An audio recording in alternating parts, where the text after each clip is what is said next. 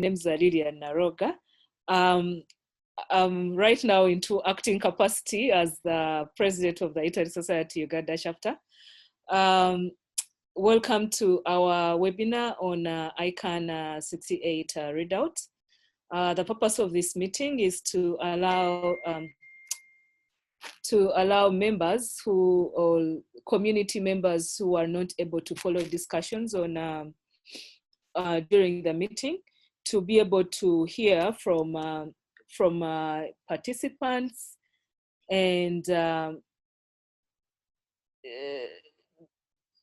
try to capture some of the conversation that transpired at the meeting and see how we can take home, what was discussed and what does it mean in the context of COVID, in the context of, because COVID-19 has brought its own challenges on how the internet is now operating and how different stakeholders are taking it. So with me, I have Miss Gloria Katuku, who is the Uganda representative at the Governmental Advisory Committee, GAC. We also have Miss Lilian Kamara, who is an ICANN fellow. We have Cliff Mutegechi, Cliff Agaba, who is a member at the Internet Society, currently serving as a chapter officer in the Internet Society. We have Sarah Kiden, who has been actively involved in the Internet Society as a past officer, but also she's our representative at the At-Large Advisory Committee, that is the ALAC. And we also have Moses Serugo, who is a policy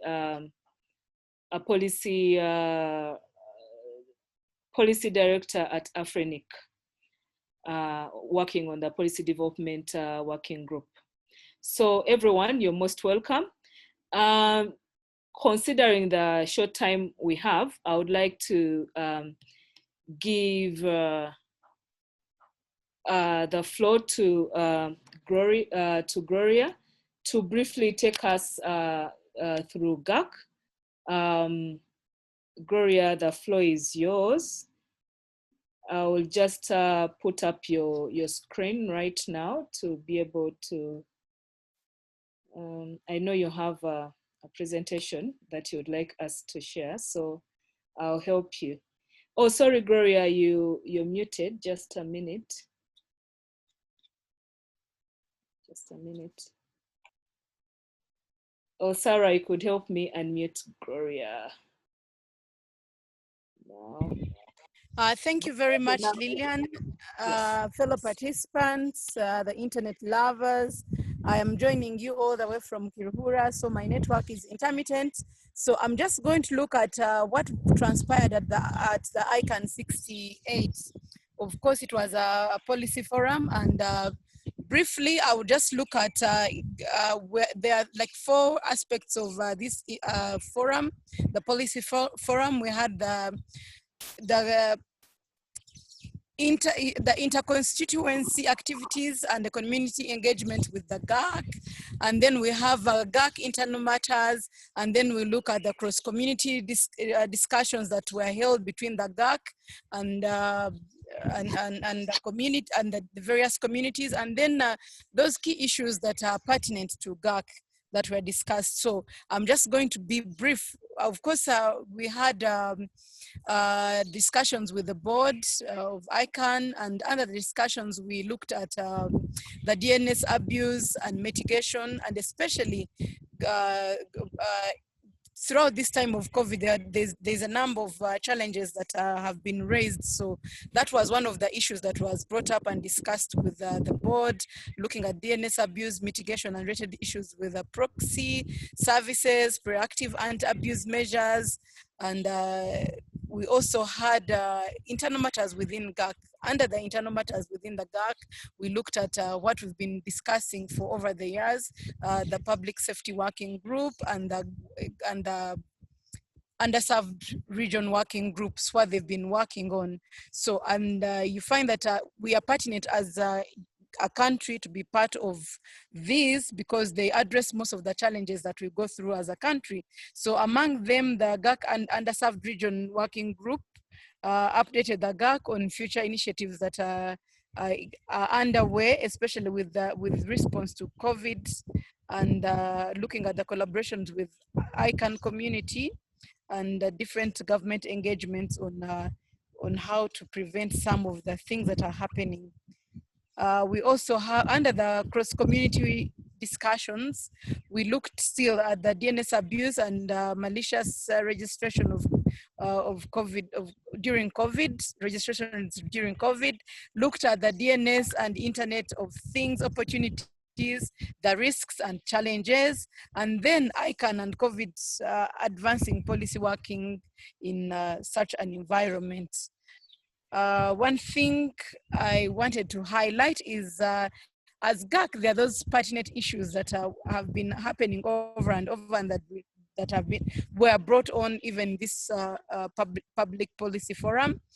The issues related to the new GTLDs, looking at the GAC's prioritized consideration of policy issues related to subsequent rounds of new GTLDs during ICANN68, and still pertinent was DNS abuse. More so, we looked at IGO protection, and then looked at what the cross-community working group in workstream 2 were working on. These were all presented under. So since it is just going through briefly, it is even, you cannot go through to know exactly how I should tackle all the discussions during ICANN68, but in just a few minutes. But in the nutshell, those are some of the things that were highlighted at ICANN68. I know that you can access the GAC communique that is available online. So briefly, that is what was discussed. So back to you. The virtual microphone is yours, Lillian. Thank you so much, Gloria. That was indeed quite detailed, but also brief and precise.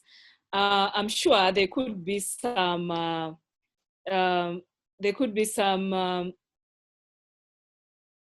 comments for you on maybe from the participants, but I understand you're having some challenges. You're a bit, you know, I wouldn't want to say in the village because that's home. You're a bit somewhere where you're not able to follow us and may not have a stable connection. But I hope you can stay and listen in onto the conversation and maybe capture some of the comments you may have from the floor. So with that, thank you so much, Gloria. I would like to pass the floor to Sarah Kiden. Sarah, you're welcome. Thank you, and hi everyone. My name is Sarah Kiden and I am a member of the Internet Society Uganda Chapter. I'm also the Secretariat for the African Regional at-Large Organization. I think I'll tell you about what it is later. The lockdown or quarantine found me in a city called Dundee in the UK, but I look forward to going back home very soon. So let me just start by painting a picture of ICANN. So as Lillian mentioned earlier, ICANN is the Internet Corporation for Assigned Names and Numbers, and it is a not-for-profit public benefit corporation with participants from all over the world, dedicated to keeping the internet secure, stable, and interoperable. So basically what happens at ICANN is developing policy on the internet's unique identifiers, like domain names like internetsociety.ug and IP addresses. So I'll not go into the details because we don't have a lot of time, but I think we can organize another session for us to understand this. I just wanted you to get a picture of where the Internet Society fits into the structure. So there are different supporting organizations and advisory committees. Supporting organizations recommend policies concerning the Internet's technical management, and advisory committees like the one Gloria talked about, Government Advisory Committee, and ours, the At-Large Advisory Committee, we give advice on those particular issue areas. So the At-Large Advisory Committee, which is my constituency represents the interests of internet end users like you and me, and all the kinds of policy advice that we give is from that perspective. So if, for example, the Security and Stability Advisory Committee comes up with a particular policy on something, we will give our perspective and say, from the end user perspective, we think it will not work because of this, or we think it will work because of this, or if we think if you change it like this, like basically we just give advice based on our needs as internet end users. And by virtue of you being a member of Internet Society Uganda Chapter, you are sort of affiliated, or you are a member of AFRALO, which is the African Regional at-Large Organization. And that means you're also a member of ICANN.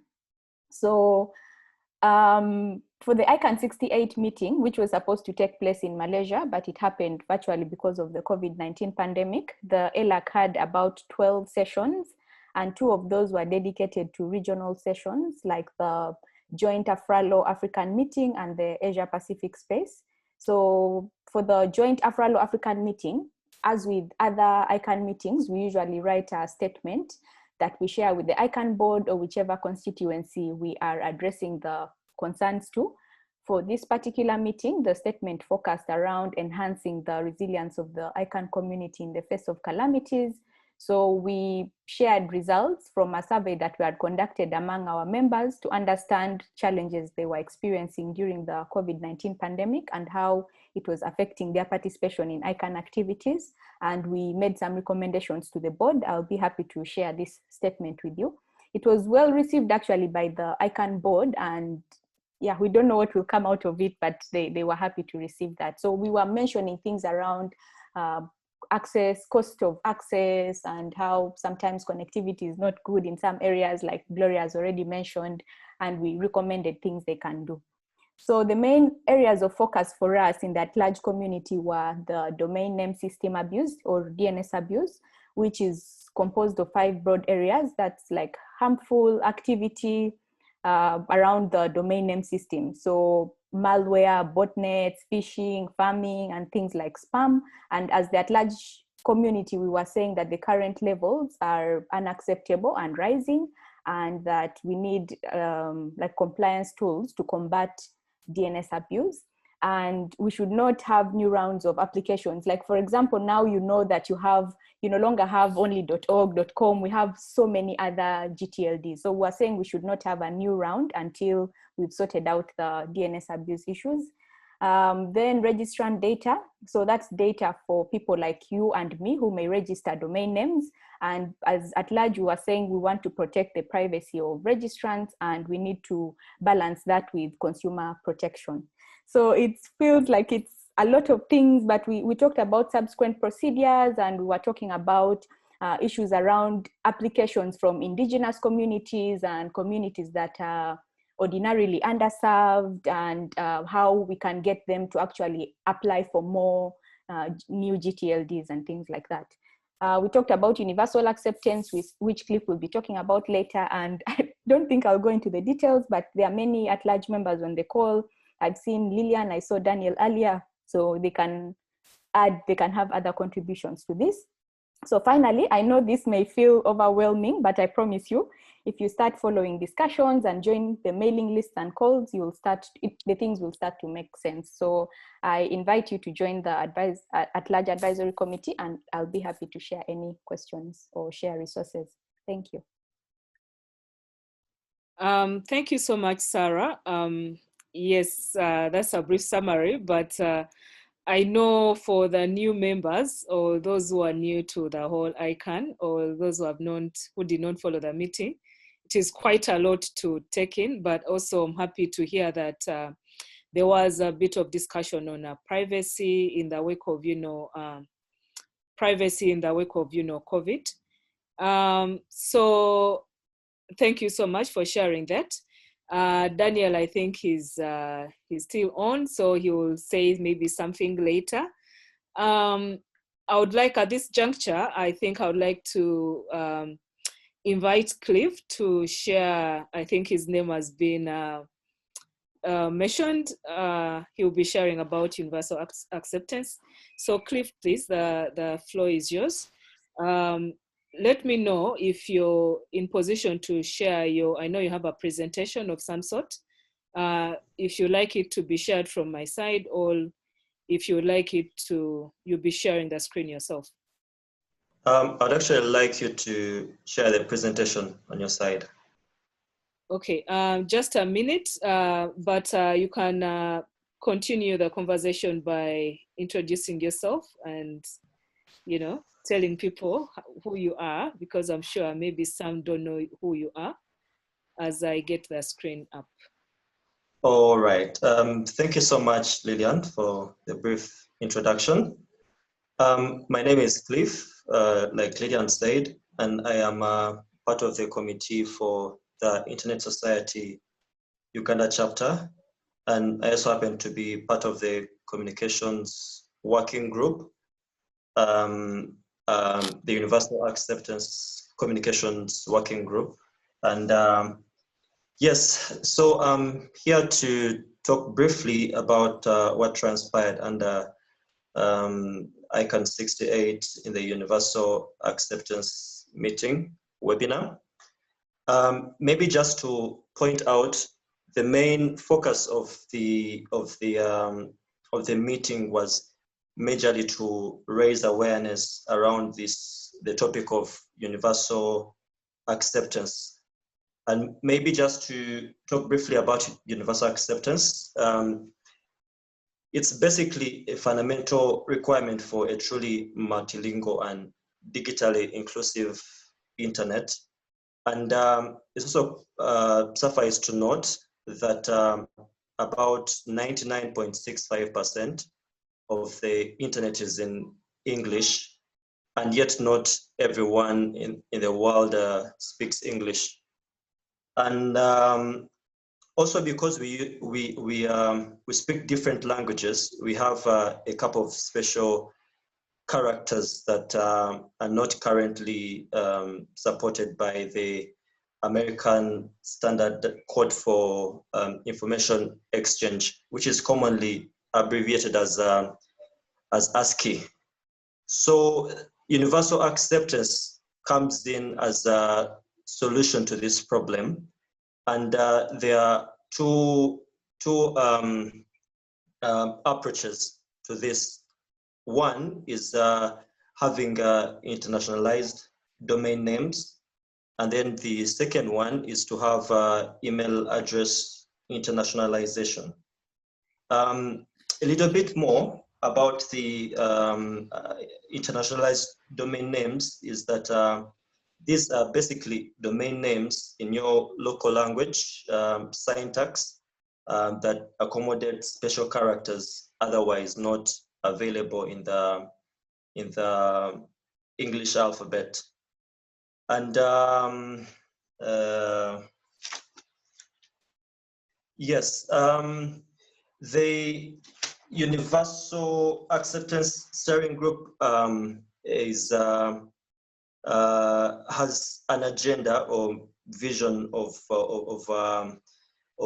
mobilizing software application developers to get their products to be universally to be UA ready, and this is mainly done by providing engagement, documentation, case studies, tools, and measures to provide for a better user experience for the end users. But this is not done alone. There are different stakeholder interactions that are composed of tech developers, tech enablers, email address internationalization providers, influencers, and policymakers. But then also there are different working groups that are working towards this, this common goal. And this involves the technology working group. There's the email address internationalization working group. There's a measurements working group. There is the communications working group, which I'm a part of. There are local initiatives and of course, UA ambassadors. And as I'm closing, the group provided for ways that we can raise awareness around this topic of universal acceptance. And one way of raising awareness is to basically reach out to the technical community, and secondly is to organize trainings in the community to see how we can fix the problem. And yeah, the third one is to encourage fixing the UA problems in the systems. Fourth being using UA-ready systems as a community. Last but not least is to share experiences on becoming UA-ready, and this can be done by sharing the challenges and the journey towards being UA-ready. And then lastly is to advocate more broadly to others to support universal acceptance in their systems. Thank you. Thank you so much, Cliff. I think this is one of those other topics that may sound complicated to many, but you've tried to summarize it in as much as brief as you could. And again, we welcome members who may not be part of the Internet Society to join the Internet Society, join ICANN, conversations. You can join the at-large as an individual, as an affiliate to the Internet Society. And I think one way to reach us is through, the email that is on the screen. That is info@isoc.ug. And I believe, Cliff, this is your number. I wouldn't want to say this is, the chapter's number, but also you could reach us more on the website. So thank you so much, Cliff. With that, I would like to, we'll take comments, I think, and questions later. I would like to now welcome Moses Serugo, who will be talking about, the Internet Registry's work and how it relates to ICANN. So Moses is a member of the Internet Society as an officer, but also he represents us at Afrinic. He serves on the Policy Development Working Group. We know yesterday there was a milestone. Internet Society signed an agreement about with Afrinic on a measuring internet in Africa. So yes, Afrinic and ICANN also work, I think, around the same thing. But again, we have here an expert who is ready to share with us more about how the Internet Registry works and how does it relate to ICANN. So Moses, the floor is yours. Yes. Good morning, everyone. Once again, my name is Moses Serugo. Of course, I enjoy the work that happens behind the scenes to make the internet keep rolling.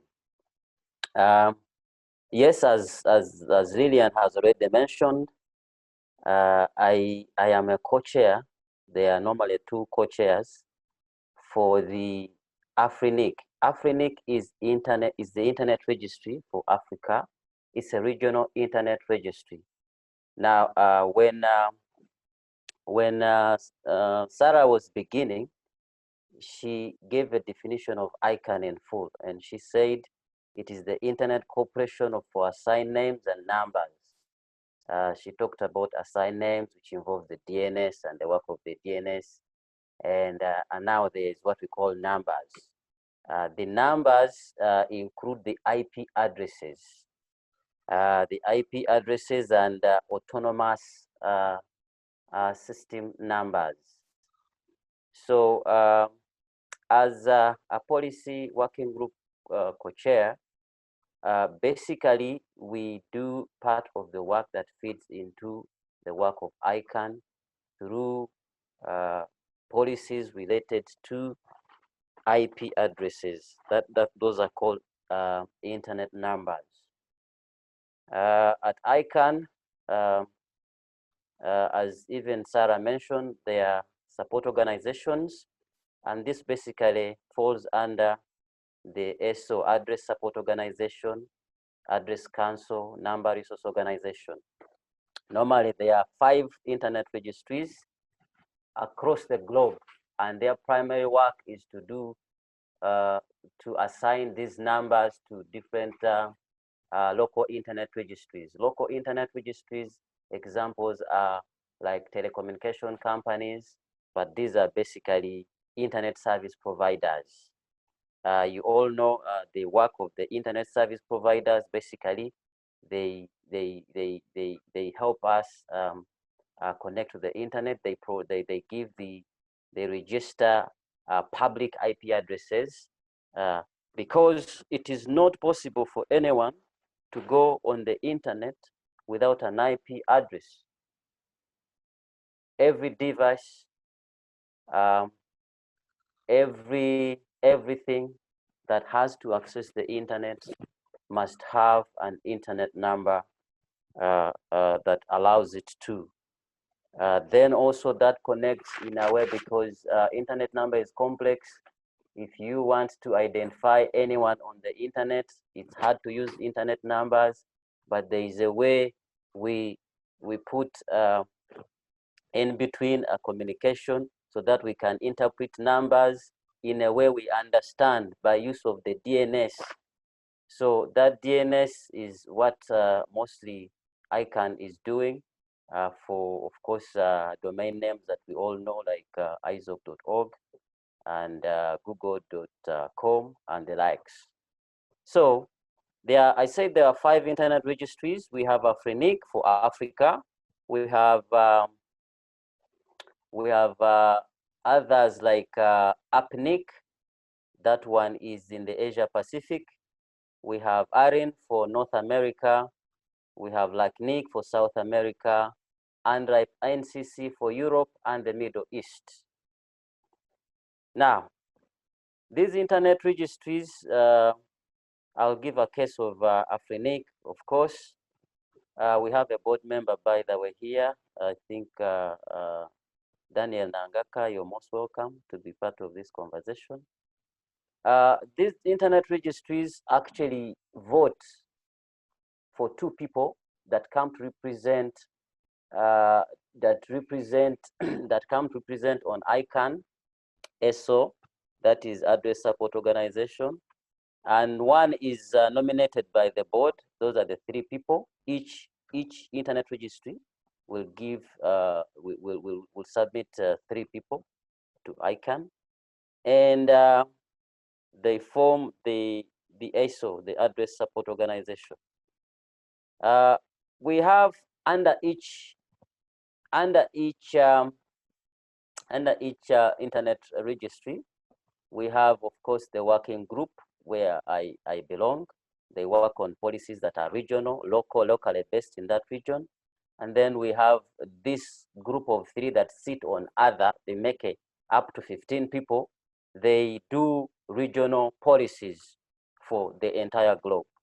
I know my time is really running very fast, but COVID-19 has really brought a lot of changes, normally called the new normal.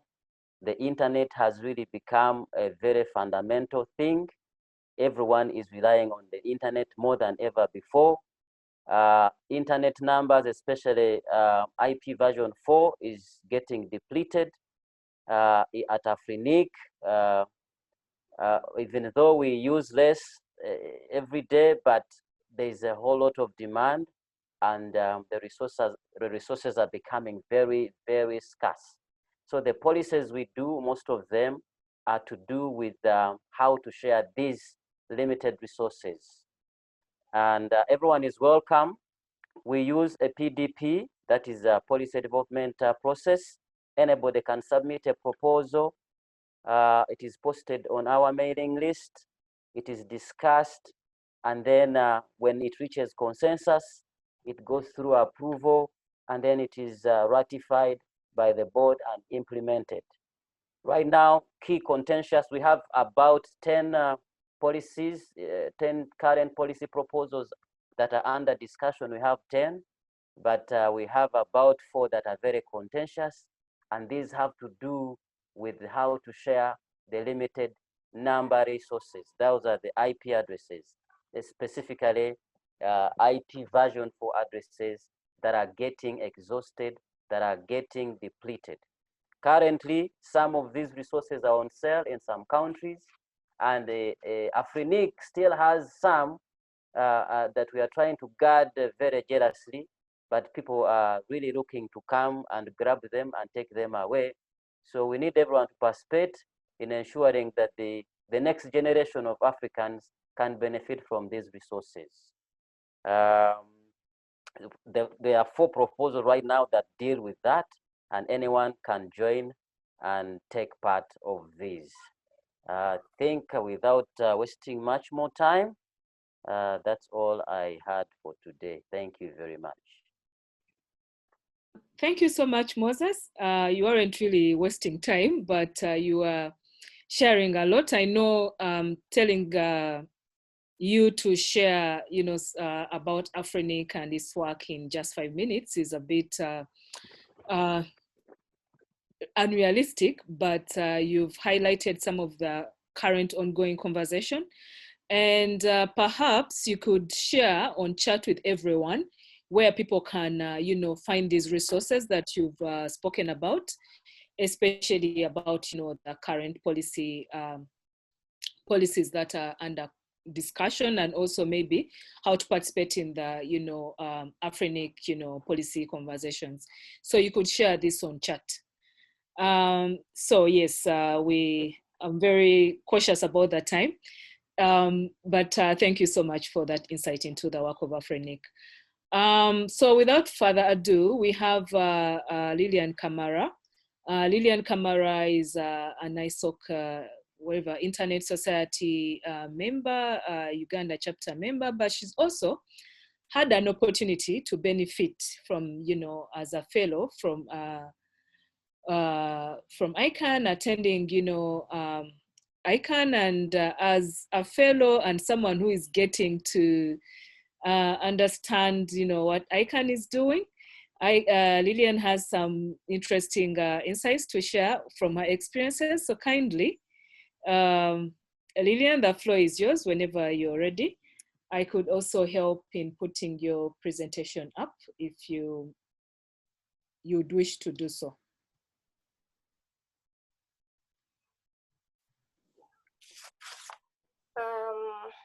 Okay.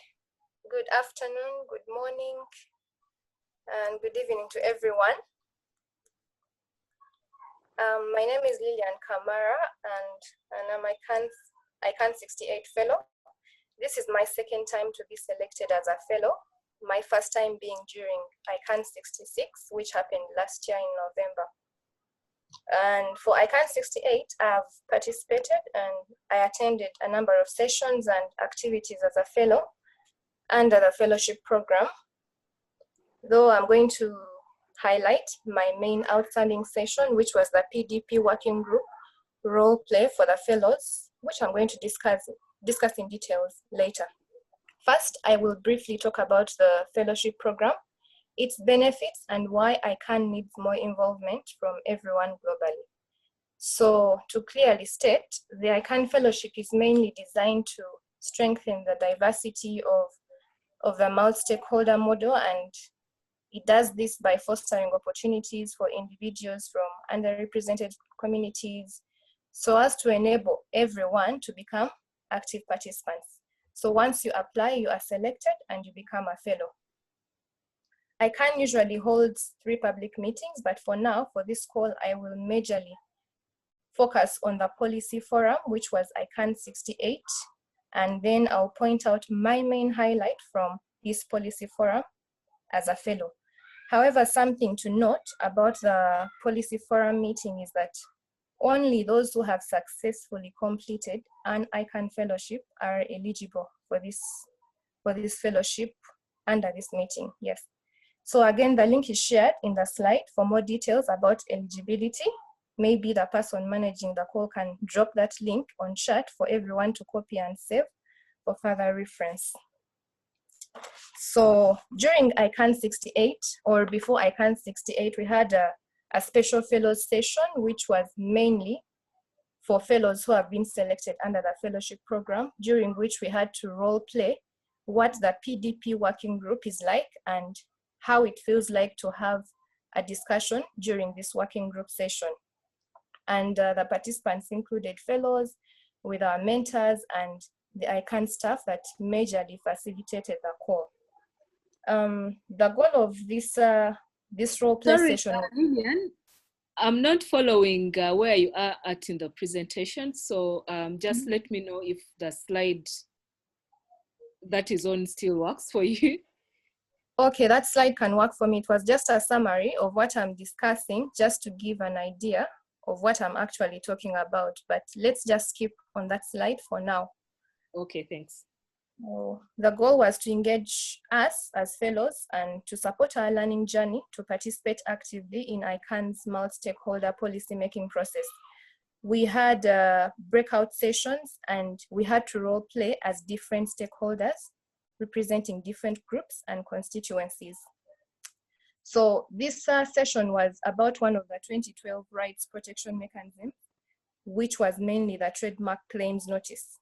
And the objective of this session was to determine if your stakeholder group agrees or disagrees with the recommendations that were made by the working group in line with the trademark claims notice. Well, to briefly summarize, the recommendations that were made were mainly to have this notice in English and also to have it written in a language that was used during registration. And thirdly, to provide a link to the ICANN.org site containing the translation of the notice in all the 6 official UN languages. So as different representatives from different stakeholder groups, this is what we had to say. Our task was mainly to analyze the recommendation in our groups and state whether we agree or we disagree, and then come up with a new recommendation in case we disagree with the available current recommendations from the working group. And one of the main highlights from the entire discussion was about language, because remember the working group was stating that the notice has to be in English and then provide a link to the site so that you can get translations of the notice in only the 6 official UN languages. But well, we represent different stakeholders. We have internet users, we have the GAC, the government, we have business users, we have the technical experts, and to combine our broad agreement from the discussion entirely, we said we needed to look into the factors of language.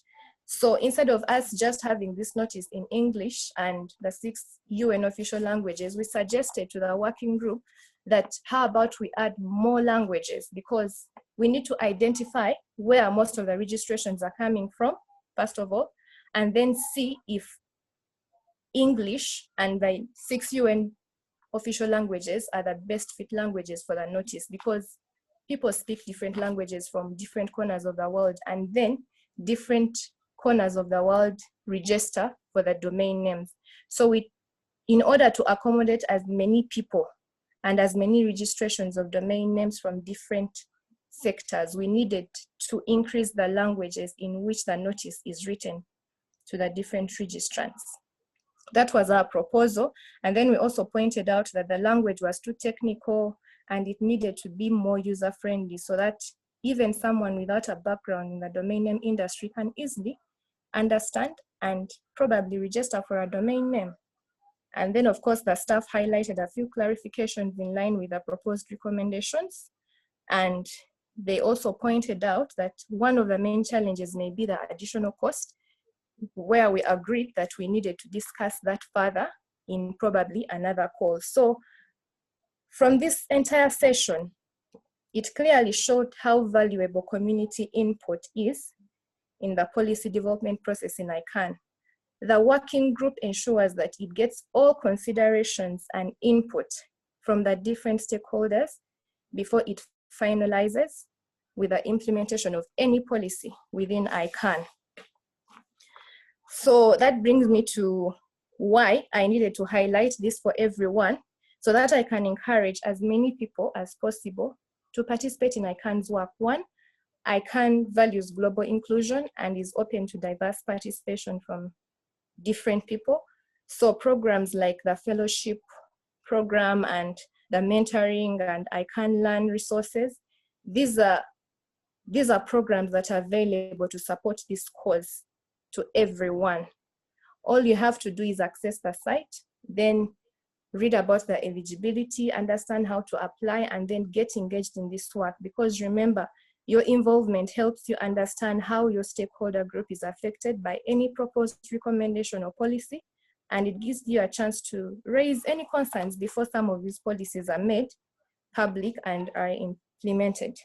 And as I conclude, let me stress the fact that this fellowship program is a very big and good opportunity for everyone, especially people from Africa and specifically Uganda here, where the numbers of participation are still low. So I would encourage everyone to join such programs, and let's contribute to this internet space. It comes with its benefits, so you'll understand what ICANN does, how you can get involved, and see how you can fully participate and contribute to this internet that we all use on a daily. So that next slide is basically to give you a brief summary of what some of the fellows say about this whole program of the fellowship. You can further read, you can connect to that link and read the detailed report from the fellows, what they have to say and what they think about the program and what they have benefited from the program. Remember, you and I are part of the internet space, and with such a program, we have the opportunity to meaningfully participate. And remember, this is an important contribution to a unified, global, and stable internet. Thank you very much.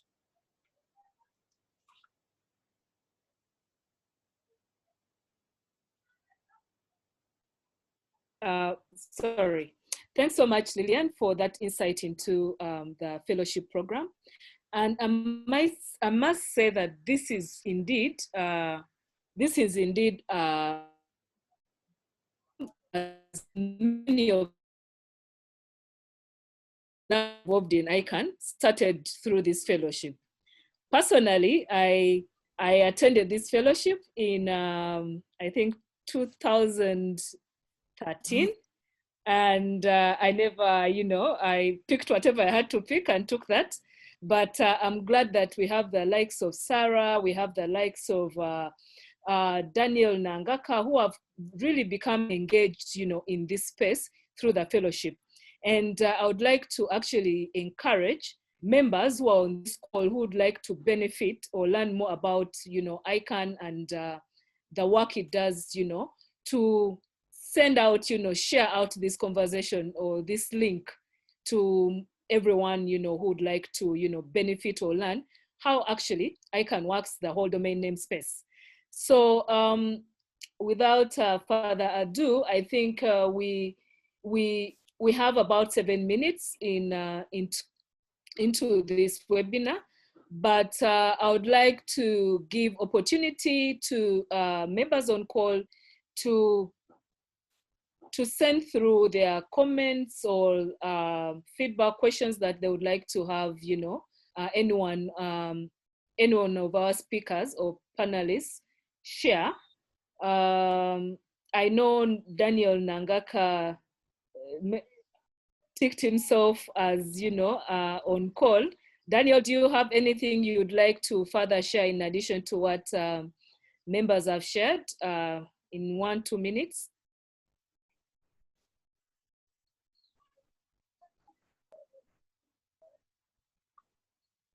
Daniel, or maybe not. So anyone would like to please raise your hand so that, Daniel speaking. I've been unmuted. Can you hear me? Oh, okay, great. Yeah. Welcome, Daniel. Thank you. I'm going to just have like maybe two brief minutes, just to give a highlight. I'll start with the most urgent for the region, that is Afrinic. I'm happy to share that at Afrinic, we have so far finished a review of the new bylaws, and currently the new changes have been submitted to the legal team, which will be making a final draft. Then it will be sent back to the community for final comments. Then we shall be able to resolve that at board level. That is just what is happening at Afrinic, and don't miss out the next Afrinic, which is most likely going to be virtual.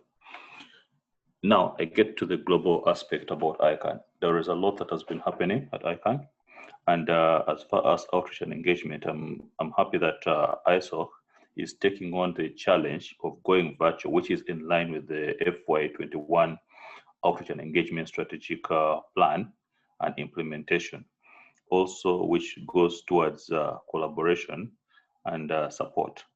I urge the members of the community that at least if they can give some more time to be able to participate and understand what these ICANN processes are, that will be really great.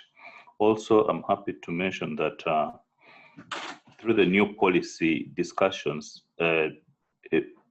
ALSs or members of the community will be tasked to share certain information, because the gap here is that they are not aware, or they have inadequate information of what policies are being discussed at the various ICANN levels.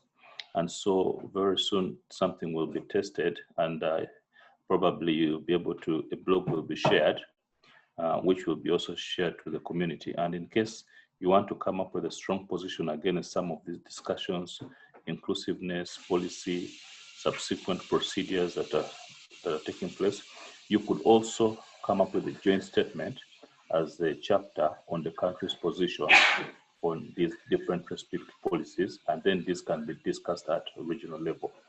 I wouldn't want to say much, because with ICANN there is a lot that can be said. Let me just stop there, and thank you very much for giving me the opportunity to speak. Dr. Lillian. Thank you so much, Daniel. And indeed, you're quite, one of our, I don't want to say our resource in these global engagements. So thank you so much for always holding the Uganda calendar, or, up high. Uganda flag, sorry, flag, not calendar. I'd like to find out if there's anyone on call, if any of our speakers would like to say anything before we conclude. Perhaps, Sarah, when is the next, I think the next ICANN meeting is also going to be virtual. And how can people participate? How can we further engage, bringing in more people to, follow, especially these consumer protection related issues, with ICANN. I know it's hard, I've really had challenges, like I've tried to share with you in the past, the ICANN jargons and all that. How can we make it easy for the everyday internet user to be able to follow these conversations? Sarah, sorry to put you on the spot, but you can briefly summarize that, and then we can call it a day. Thanks. Okay, so the next ICANN meeting, which is ICANN69, was supposed to take place in Germany, but it will be virtual as well because of the pandemic. And I agree with you, like the ICANN things can be very complex sometimes. Like personally, I went for the same meeting you went for in 2013. Then I took a break for 1 year because I was like, what's going on here? And then after that, I went back. But the more you continue to attend the calls, the more you participate, the more you read the documents and contribute. And contribution can be something as small as reading through a policy document that people have written and just saying, oh, I think there's a grammatical error here, please change it. I think something as small as that can help you, get used to everything. So you just have to start attending the calls and reading what they're saying. At first, it will be complex, but then later on, it will become nice. And the other thing is the fellowship program is really nice. I remember when I did my first fellowship in 2013, we didn't even have a mentorship program. So you just went there, got lost, went back home. But now it's actually very well structured. You the fellows are assigned a mentor who works with them 2 months before the meeting, and then they help you prepare for the meeting, and during the meeting they sort of hold your hand and help you through the process. I was actually a mentor for ICANN 66 and 67 and part of 68. So you you have someone who works with you and helps you to get used. But the only way is to start, basically. There's no other way out. I don't know if other people have experiences. Like Cliff, I think, would be the perfect example to tell you how he's now involved, because it was a journey. Yeah, there is also I Can Learn. I found it very, very useful. You can log in there and do some of those beginner courses. They will really help you on board very quickly. Thanks, Moses. Cliff, I know you're the newbie in ICANN right now. So could you shed some light on, how people can, maneuver through this whole space, this whole internet jargon space? All right, thank you, Lillian. Well, like Sarah said, it's very, very important to be consistent, and you can be consistent by attending calls, by doing research online. Because for me, I take a lot of time to actually research about these different jargons. There's so many acronyms, and if at times you can easily get lost along the way, but the more you keep on doing it, the more you keep on attending, all of this becomes second nature. Yeah, so being consistent in attending meetings is one of the things that I would actually encourage each and every one of us to do. Thanks so much, Cliff. I think consistency is the word here. If once you start, there's no going back, unlike some of us who started and took a long break. So we just, follow conversation like, from 1,000 miles, but just try to grasp just a few things. So thank you, everyone. I don't see us having any hands raised. Unfortunately, Gloria could not be with us. She had another meeting, but also because she was connecting from her home village. I don't want to say village, but we know the challenges that we face with connectivity once we head out of town. So Gloria could not be able to finish off with us, but Gloria has been active in ICANN, representing, I'll take it like the national interest, national being Ugandan interest at the, at the GAC, that is the Government Advisory Group. So for those who joined later, she presented what transpired and of course, issues of domain name abuse and all that. So yes, Gloria was not able to follow us, but we will be sharing the recorded video on our internet related website, our internet resources, that's website, social media, and the like. Sorry, I see Agustin. Agustin, you have a hand up. I'll just give you 2 minutes because, well, we started a little bit late. I'll give you 2 minutes, and also because you're joining from Cameroon, so I'll give you 2 minutes to say something briefly before we can close off the meeting. Augustine, the floor is yours. I hope your name is Agustin, but either way, you're welcome. Yes, can you hear me? Julian, can you hear me? Yes, we can hear you, please. Okay, thank you so much. It's also a question, and I want to congratulate for the discussion. They are quite enriching even to me, far away. Let me know what will be the importance of ISOC chapter being an allied member for the advantages. Thank you, Augustine. I think Sarah should respond to that. What are the advantages of being, because I think you're from ISOC Cameroon, and you're asking what are the, the advantages of, a chapter being part of that large. Sarah, I think you can take this on. Yeah. If I don't answer, Daniel or Cliff or whoever you can add, I think the one advantage is for you to contribute to policy development, because as all the other speakers have said, it is a collaborative process and everyone in the community actually participates in this policy. Earlier on, I had talked about the Security and Stability Advisory Committee, but it can be any of the other committees. They can come up with a policy. I'm trying to think of something, like if we look at the subsequent procedures, right now you see, like previously we had .com, .org, .net, we had a few, and in 2012 there was a new round, and now we have like thousands of GTLDs, .book, .hotel, .abc, .xyz, and so on. But right now people are actually discussing that. There were only, I think, 3 or 4 applications from Africa, and people are discussing why we didn't have many applications, and is there something we can do to make the process better so that we have more applications from regions like that.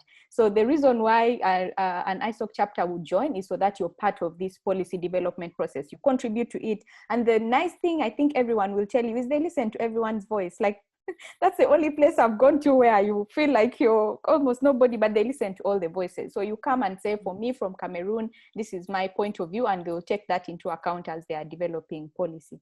Yeah, so I guess briefly, yes. Thank you, Sarah. And I think ICANN is one of those organizations that have tried to, bring the multi-stakeholder model to, internet governance to life, where, you have all these user groups, for the, the non-commercial users, who are some of us, the end users.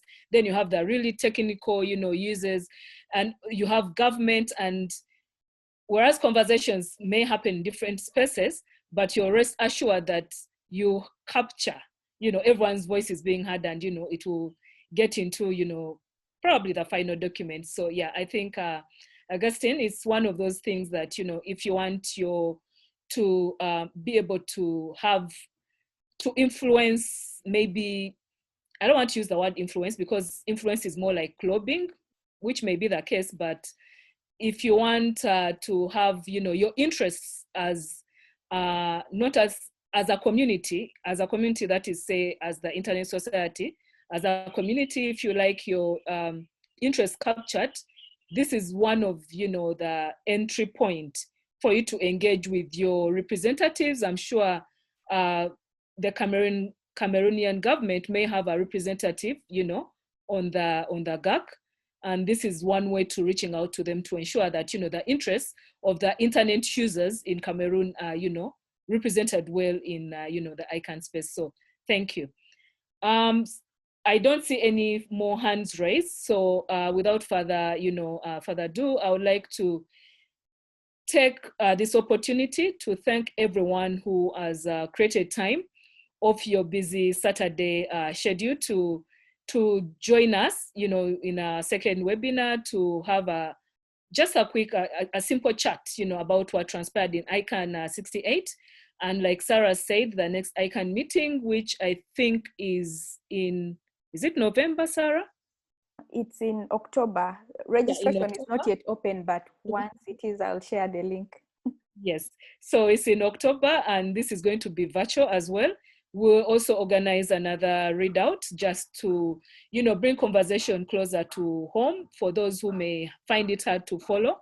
We'll also try to find ways, maybe we can have, a virtual, a hub where people can, come in and follow. I mean, especially the young students, we could find a way of, having them, follow the conversation and see how they can participate. So thank you so much to our panelists, Sarah, Cliff, Lillian, Gloria, and Moses, for taking time to prepare, those insights into the proceedings of ICANN68. And to all participants, thank you for joining us. We look forward to, future engagements. And for those who have not yet joined the Internet Society, this is the opportunity for you to join the Internet Society, because it brings together different conversations about how to have